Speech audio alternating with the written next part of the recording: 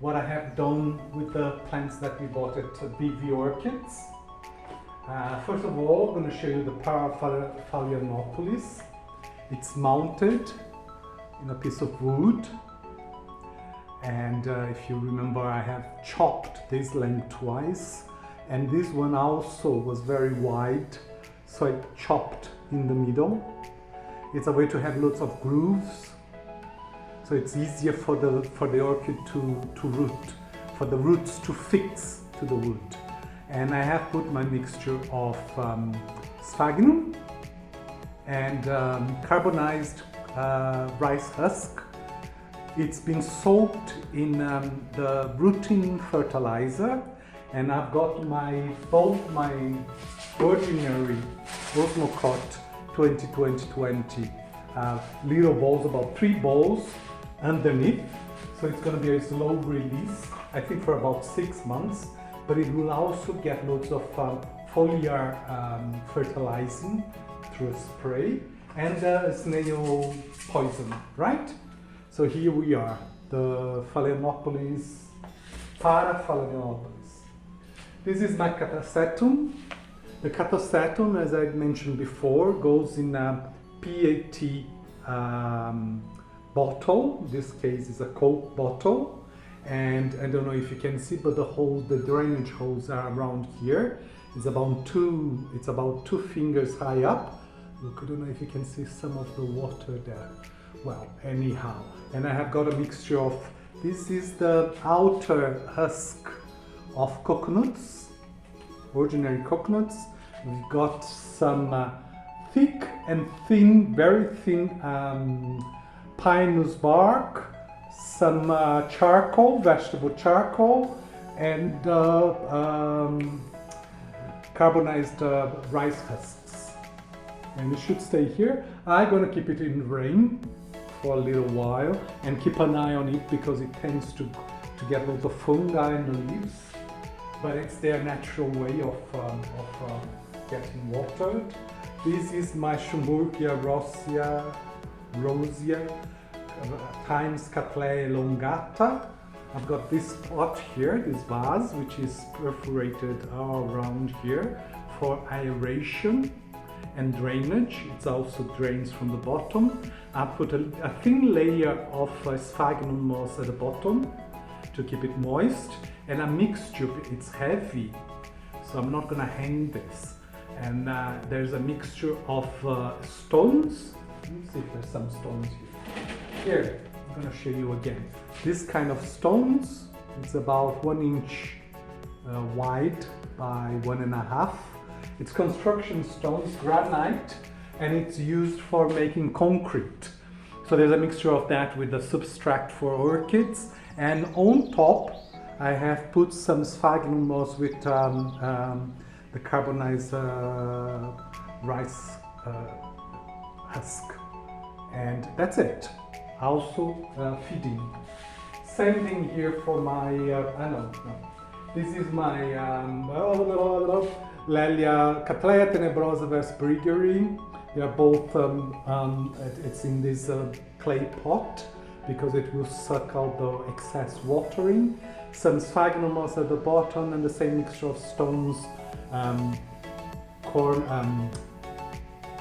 pinus bark, and charcoal. Look, it's about this size charcoal. Okay, here we have the epidendrum, which I changed some of the substrate. It's not sphagnum only now. It's got some of the cac, the carbonized rice husk, and has got some pine bark as well, very fine pine bark, and stones at the bottom to give it weight. Otherwise, it's like any wind will blow it away. What else do we have? Oh, we have the bulbophyllum. Bulbophyllum has got sphagnum moss at the bottom, some stones here to give weight so it doesn't tumble, and a mixture of stones, pinus bark, and sphagnum moss, and carbonized rice husk here. And on top I've put some more, I don't know if you can see. And you have to keep it a little bit moist, more moist than other plants, bulbophyllums. And finally the Cattleyas. We have got 3 cattleyas here, and just lift this carefully. I haven't finished them, but here, as you can see, it's a pot. It's a very aerated. Well, there's loads of holes here, basically. And at the bottom, again, I have put some sphagnum moss, some charcoal here, very, very small, these ones, and some, what else? Carbonized rice husk. The plant itself, I removed from the original pot. Has got some of the old substract, but I don't think that's a problem. It was soaking for about 4 or 5 hours. And I have got some sphagnum and carbonized rice husk here at the bottom, close to the wood, the mount, with the snail and the fertilizer. And this has been soaking for a while as well. So all 3 cattleyas are gonna plant the same way. But let's finish this one here. I've got some of this polystyrene, which is packaging that you get from the street. I usually get it from the street. And I'm just gonna fix the plants better. And I think that when you use this, for example, if you are here, for example, right? And you have roots on this side here, if you use this kind of material, it tends not to hurt the roots. So you can fix the mount on the vase, and if by any chance this polystyrene touches the roots, it's not going to damage too much. Not as much as stones or whatever. Now, finally, what do?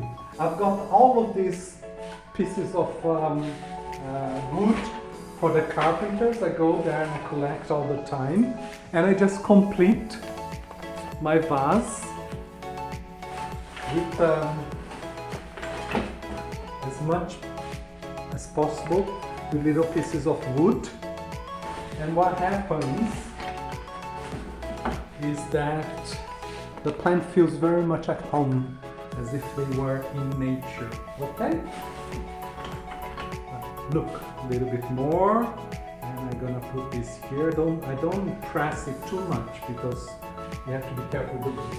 Finally, after I finish this, I have here a mixture of corn or pinus bark, a little bit of sphagnum moss, charcoal. They have been soaking in the rooting fertilizer, okay, and carbonized rice husks. And I'm just gonna put this on top carefully. And the substrate, this vase, you could water it almost every day, depending, of course, depending on the temperature of the weather. If it's too cold, I hold the watering because it's gonna damage the roots, as you may know.